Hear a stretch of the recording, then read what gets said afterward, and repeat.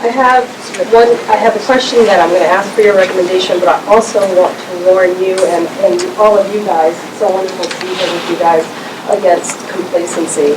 I live in Coventry. I won't even say his name. He won my district.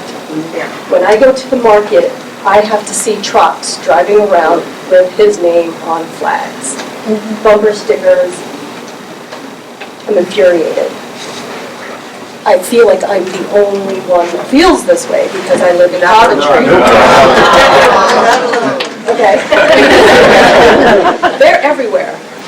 They're everywhere, and I feel like we should not ever become complacent about us being a blue state. Right. Yeah, I agree. Yes.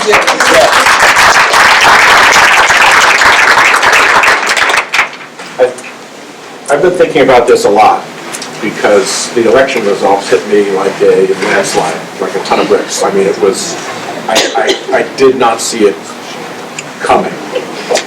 And, you know, shame on me for not having seen it coming. But I think one thing that we have to recognize is that a lot of the people who voted for Donald Trump, and a lot of the research about them that's coming out now, says basically this. They don't like him. They don't trust him.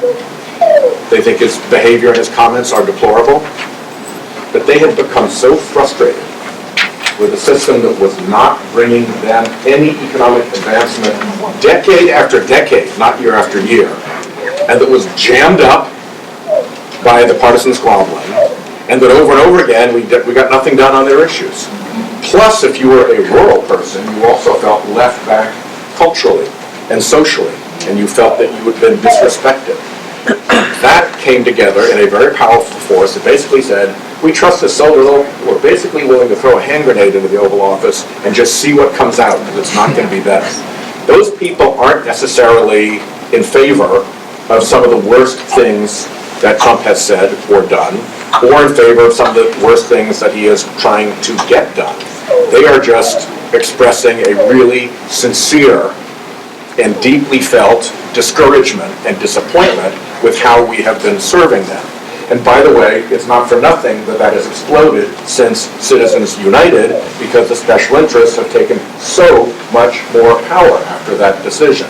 So in a strange way, they kind of they should have gone after Citizens United instead of voting for Trump, but there we are.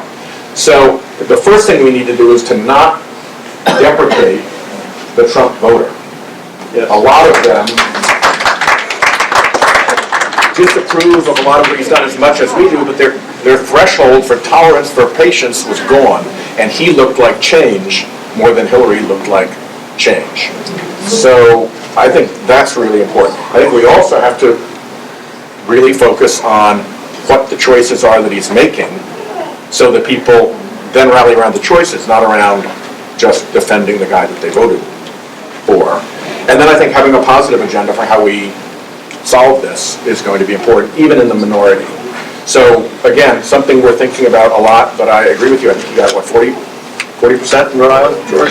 Yeah. So like 4 out of every 10 of us voted for Donald Trump. And that's not a vote that you can just say, you know, ignore your vote doesn't count just because you voted for this person. It's something we have to attend to. But I think we also have to understand that you can't blame those voters for all the things. A lot of them voted for Trump in spite of that, not because of that. It's anybody but a woman. And there was a good deal in that aspect. Yes. Sir, you had your hand up.